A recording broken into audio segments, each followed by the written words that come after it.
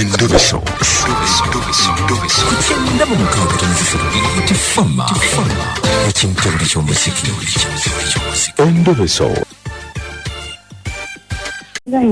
Okay, yenze Kadima na Mayanja ne Kabogoza nakusanze Lukomera nompe namba y'essimu n'ongamba kubiri.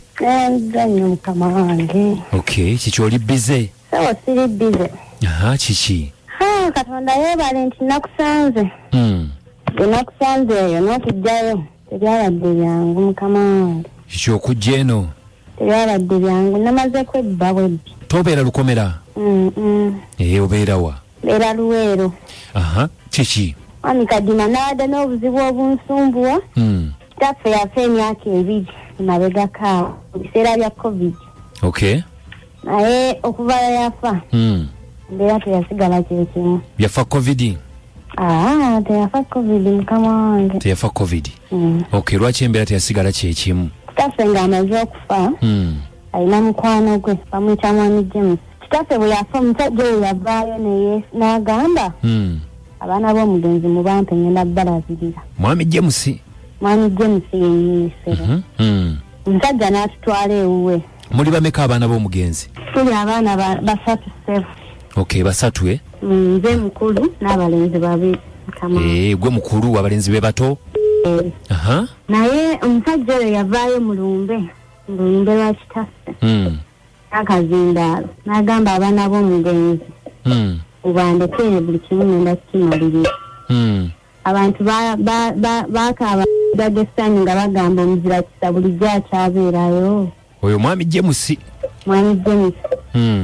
Tetwakaayana ssebo era tetwakaayana batugende n'ab'eŋŋanda kuba twali tumumanyidde ebbanga nga mukwano gwa kitaffe. Mwami Kadima mu byonna twali tumanya tutwala mu maka ge ag'ekasubi. Naye kyatumalayo enviiri ku mutwe. Batutwala eri eruweero mu kyalo ddala sina mu tawuni. Mwami Kadima tulima tubonaabona twambala engoye bw'ozirabako kaaba n'amaziga. Tulima tetusomangako wadde. Naye abo tubadde mu biseera bya COVID. Ate COVID yawedde tannabatwala ku ssomero. Mwami Kadima tatutwala ku ssomero ababe basoma mu masomero amalungi ffe tuli waka tukola mirimu. Kulima gwe mulimo. Newompulira zino essaawa ndi mu kufumbira abapakasi yalekawo mukazi wange nkozesa naye tansasula. Takusasula? Tansasula wadde. Akati ebyokusoma abyogerako ki? Ayina akanya kuba masimu bambuuza mwalimye emmere etuuseewa. Kakati kankubuuza. Kakati eyo gye muli maka ge faamu kiki? Kadima makaage naye gali ag'omukyalo nga bw'omanyi nti omuntu oba n'amaka mu kibuga. Ne mu kyalo? Mu kyalo obeerayo n'amaka. Kati ago ga mu kyalo? Ye mukama wange. Gye yabatwala? Gye yatutwala eyo. Ne baganda babato tebasoma? Bonna tebyasomako wadde. Gwe wali mu kiraasi ki? Singa si COVID mukama ssebo okuntataaganya. Nangina tuula ey'omukaaga. Sini ey'omukaaga nakulabye ng'oli muwala mukulu. Ate bano abato? Abato bali primary. Bali mu primary? Kakati ki ky'oyagala? Njagala omukubiri.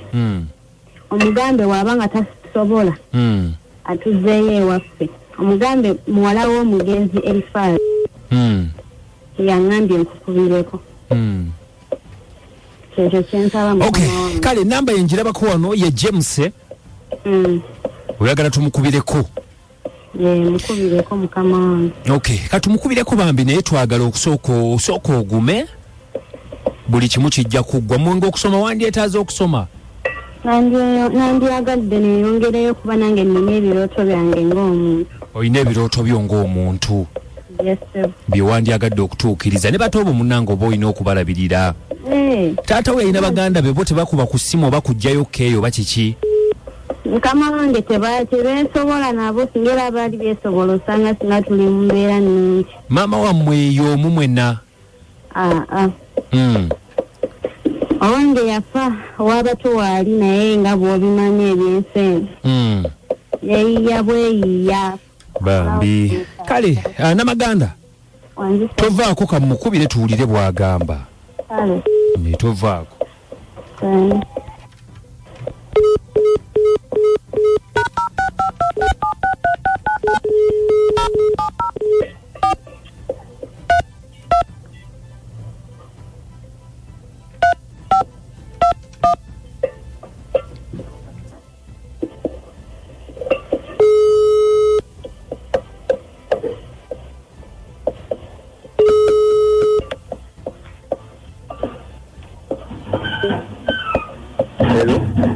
Nkulamusiza Muzeyi James. Nange nkulamusiza Sebo.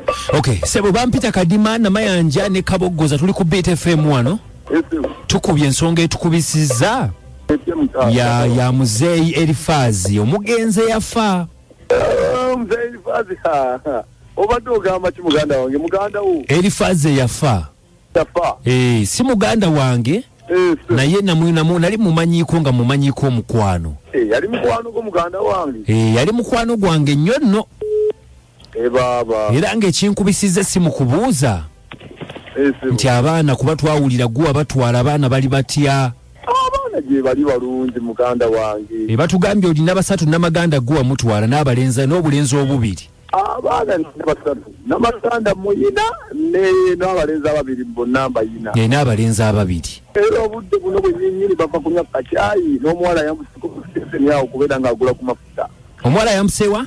Yamuze mu sitenseni awo amaze okunywa ka evening tea akwegula ezo njogera z'abazungu zimanyi bulungi. Nti oli Luweero oba oli Kasubi kulina amaka Kasubi ne Luweero ate bo bali mu kyalo eryeka Luweero oli Luweero? Obudde buno ndi Luweero muganda wange era gye ndi n'abaana bange ate olubabeeza mu ttawuni nakubeera nabo mu kyalo.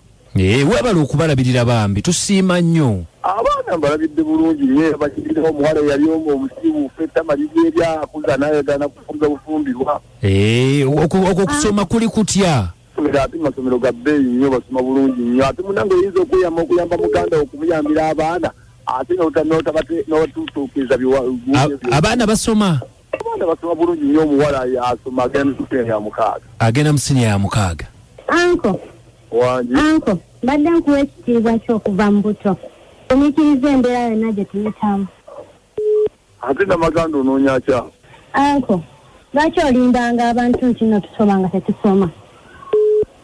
N'amaganda ki ky'otegezaako otegeeza kyogera ati musoma? Anko kakasa gwe tokanya kuba amasimu bw'otubuuza nti nno oba emirimu twagimaze gikola oba emmere yo twagirimye ki ky'otuyambye twongeraako? Ate mwana gwe nawe leka kunteekako kajanja osaze okwegatta n'abantu mutandika okubeera ng'onkijjonya kyogamba Anko ekyensi emanye obubi bwo gwe lwaki weerindika mu kiki ky'otalimu kale watukola otya tewasaba bafamire yaffe nti no tukwata otutwale otulabirire naye kikyotwongeddeko okanya kuŋŋamba nfumbirwe oli ebintu kyogamba kitawo yandikira mmeka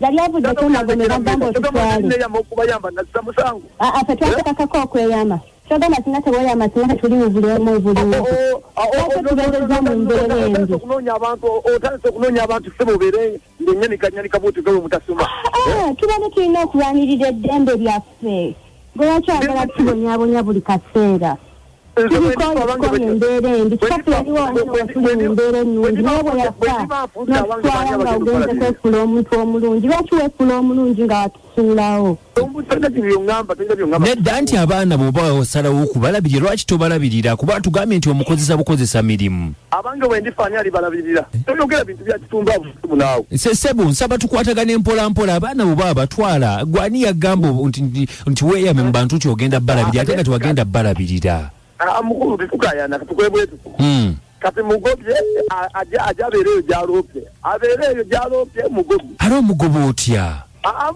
mugobye ayogeddeko bwogezi mugobye abeereyo gyaloopye anko neyanziza nyo neyanzeege ngenda kuviira naye soka onsasule kuba otukozeseza obulogoyi genda bwenagamba ofumbire fune sukaali wafumbirwa genda anko nsaba mpasande zange ngende kuba tukolanga abakozi owayi abadde nga gamba ofumbirwe izo kyabadde akalina okuŋŋamba fumbirwa era mbadde nkolanga akalogoyi tubadde tukolanga abakozi ng'abapakasi emirimu kati agambye okugoba tugenda kukola tutya Kadima nsaba kunnyamba kuba sirina we mmanyi nange kyeŋŋamba kyekyo tolina wina gy'omanyi gy'otandikira oba mu bantu bamwe sirina we mmanyi kale katugendeko mubawuliza tulabe kye bagamba tovaako kwende Esanyusa mugigenze gitya ne Kadima Namayanja ne Uncle Kabogoza ku 9 Beat Farmer ekintabuli ky'omuziki.